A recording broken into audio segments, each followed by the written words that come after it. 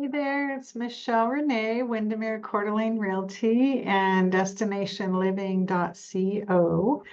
And I wanted to do a training basically on for Coeur d'Alene home buyers. That's the market that I'm in. I sell real estate here in Kootenai County and specifically in Coeur d'Alene and the surrounding area. So I know it's a challenge right now for a lot of home buyers.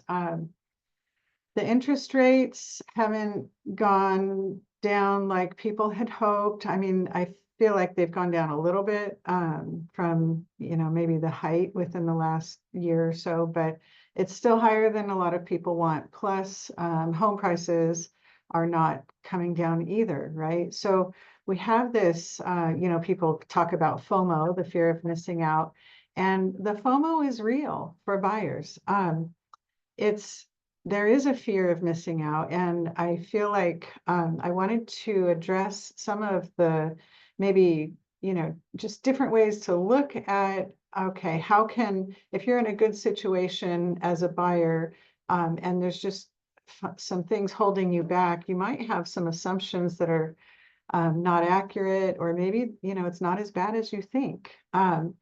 One of the things, to get off the fence and to actually pull the trigger and to get in a home, if let's say the interest rates do go down quite a bit, right? It's possible, I guess, with all the craziness in the world going on right now, who knows what's going to happen. But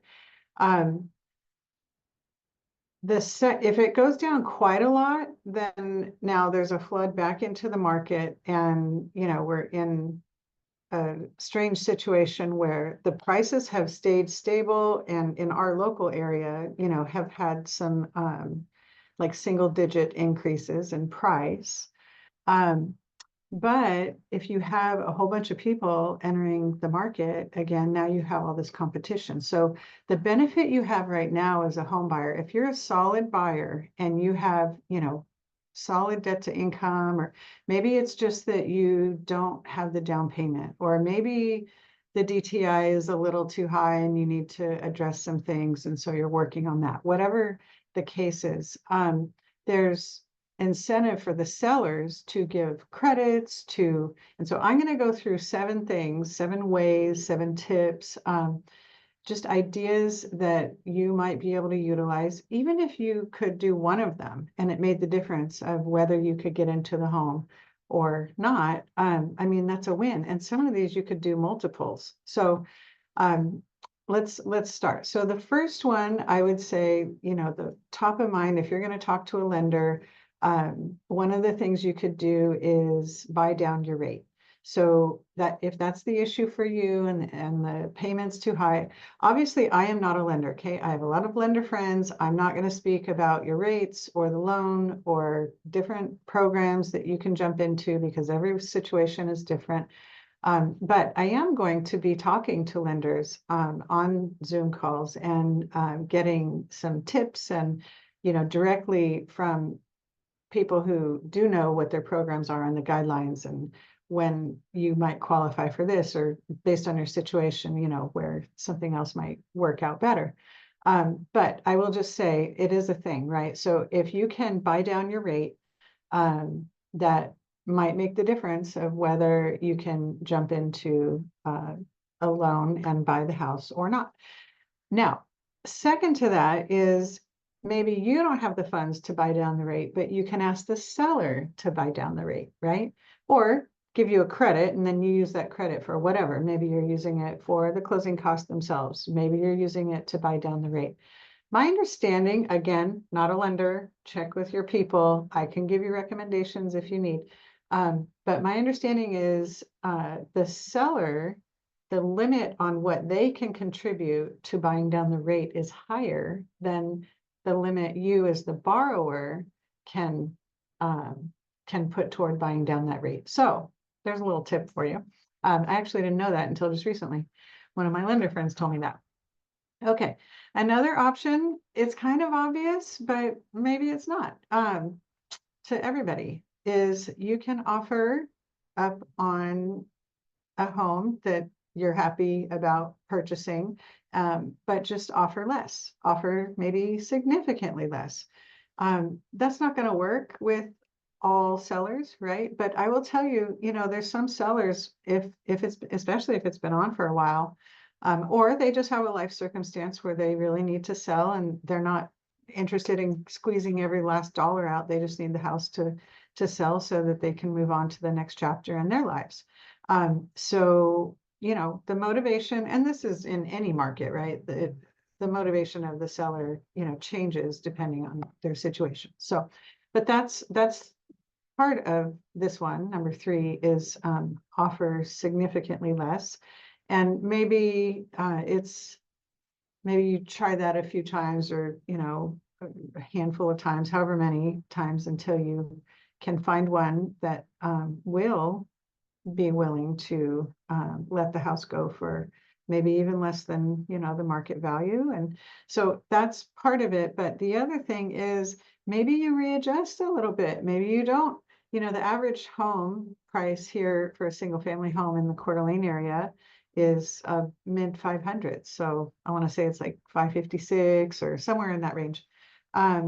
Maybe you don't need a $500,000 home. Maybe you start out with something that's 400,000, in the low 400s. And if that's the difference of whether you can get into, the house or not, it might be smart to maybe settle for a little bit for right now, and then in a couple years, you move up into the bigger home that you're super happy to live in. So that's a thought.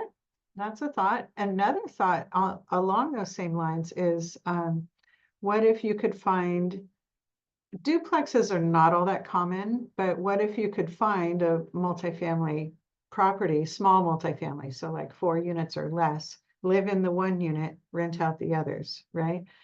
So now you have income, and even in a lot of the homes here in the Coeur d'Alene area, there's ADUs, and that's allowed, right? So you could have, the main house and the ADU in the back, and supplement some of the cost for that purchase, right? So talk to your lender about if they can use the income from, let's say it's a 4-plex.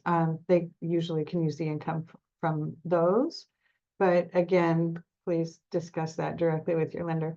Another one, so I have this at number 4, is to consider new construction.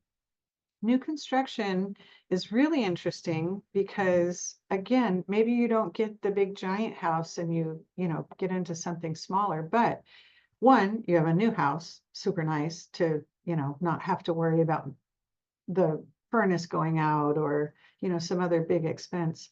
But also the builders, again, in this market climate, in this, these circumstances where it's more of a buyer's market, they are offering incentives. Now, this changes, depending on the builder that you're working with, and even maybe the community. So you might have one builder in multiple communities, but you can look in the area that you're searching in and see what that builder is offering for those homes. So sometimes they're not going to tell you what they're willing to do.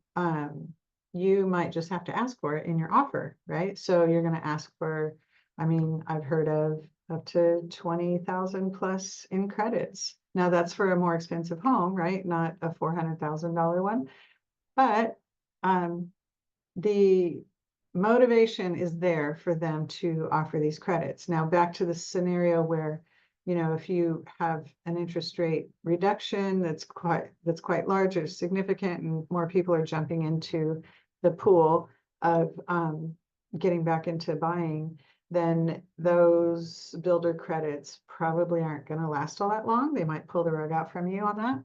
So that's just something to think about.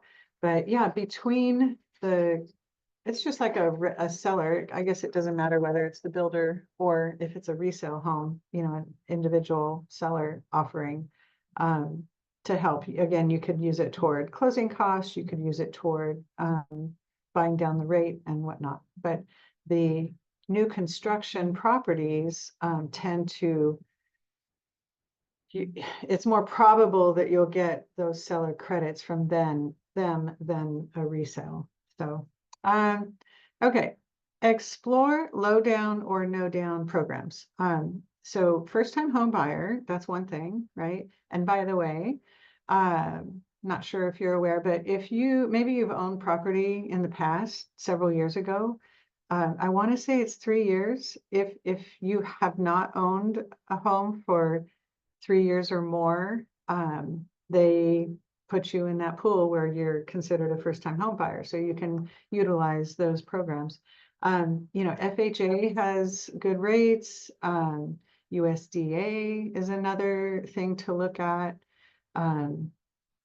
What else? Oh, VA, of course, that's like the best one. So if you're a veteran or you have access to get a veteran's loan, that's ideal. You have no down payment requirement, you have no loan limit amount. So, there's a lot of pluses with those VA loans. But anyway, depending on where you're buying and what you qualify for, what your circumstance is, but talk to your lender, see what the options are there for you as far as the low down or no down. And I want to say FHA, I believe it's 3.5%. I might be wrong, but that's a big difference. If you thought you had to come up with 20% down and that's what's holding you back, and now you can get in for 3%-ish, or 5%, I think might be conventional. That's a huge difference, right? Like that's a huge difference. And maybe you get that seller to pitch in towards some of these costs. Now, all of a sudden, you're able to do it. So there you go. Okay, number 6 is get a gift from a family member. In talking to my lender friends, this is becoming more and more common. And it's something that again, if it makes the difference between you being able to do it or not, it's an option if you have a family member that's willing to do that. All right. And then lastly, this is also maybe not super common, but becoming maybe a little more common, is to add somebody to the loan. So maybe it's just you buying, and so you're going to add, mom or dad onto the loan. Maybe it's you and your spouse and you do the same, or a sister, somebody else, that like and trust, and that you all are willing to do this transaction together. It's an option. And now all of a sudden you have more buying power because maybe you have 3 people in the mix, as long as obviously, all the other things are still going to apply, where you have to have a good debt to income ratio, and they're going to probably average out, anyway, you get the point. More income is better, as long as the credit and other things are in the positive. So, okay, that's what I wanted to share. I hope maybe that sparked some ideas. If you've been really wanting to buy and you just don't know how it's even possible, maybe it is more possible than you think. I would love to help you if you're in the Coeur d'Alene area and you are looking to purchase something. I would love to be your agent, and I work, I've got Emily, she helps me as well. So I think it would be amazing if you reached out to me. You can go to destinationliving.co, and all my information is there. You just click and you can either email me, call me, text me, whatever.